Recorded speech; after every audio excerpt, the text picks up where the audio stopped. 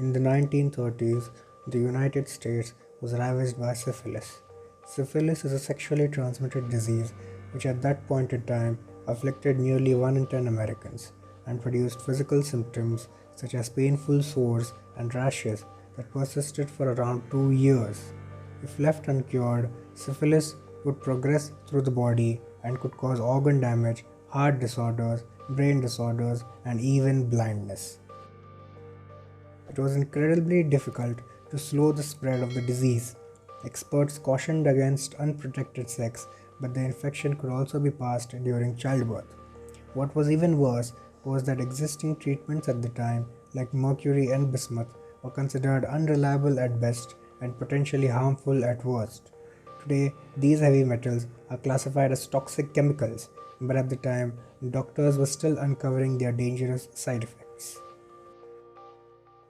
During this time period, the medical fraternity wanted an answer to one key question, and that was, did the symptoms and effects of syphilis change on the basis of an individual's racial profile? During that time, many physicians were convinced that syphilis affected the neurological systems of white patients and the cardiovascular systems of black patients. There was little evidence for this theory, but the United States Public Health Service, or PHS, was determined to investigate further. In 1932, they launched a massive experiment in a town called Tuskegee in the American state of Alabama. The town already had a small hospital and it was home to a large population of so-called potential participants. The United States Public Health Service collaborated with the local medical community to recruit for roughly 400 black men, that is, men of African American origin, who were presumed to have late-stage syphilis.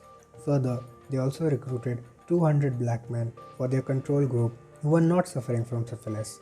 But this recruitment plan was based on a lie which covered a horrible and a disgusting truth.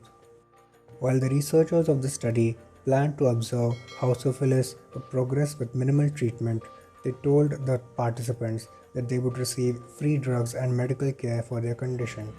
At first, researchers diagnosed the chosen men with existing treatments, but soon the medicines were replaced with placebos, and the participants were not informed of this change.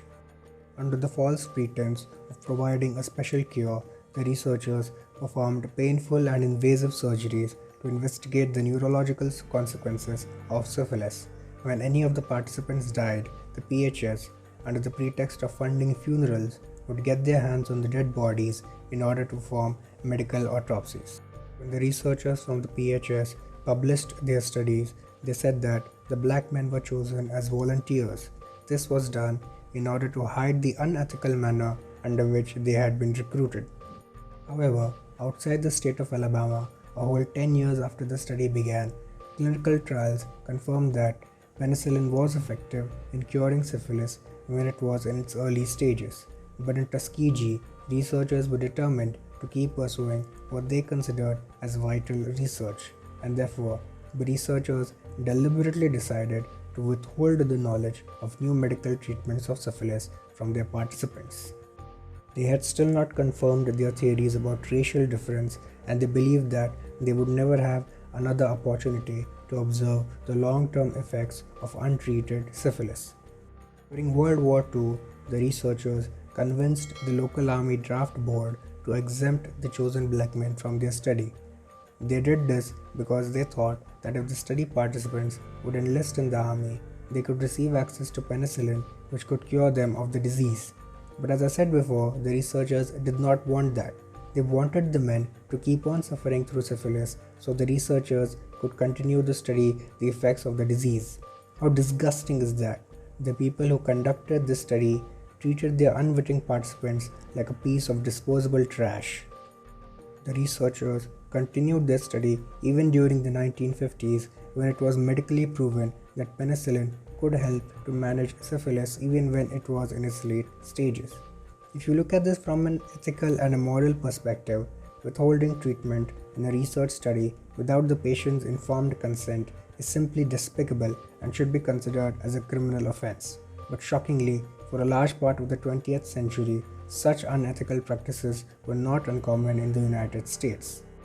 During the 1940s, American led studies in the country of Guatemala deliberately infected numerous prisoners, sex workers, soldiers, and mental health patients with sexually transmitted infections to study potential treatments. How inhuman is that? Other studies during the 1950s and 1960s saw doctors secretly infecting patients with viral hepatitis or even cancer cells. Eventually, at some point in time, some researchers began objecting to these unjust experiments. I suppose these people finally found their conscience.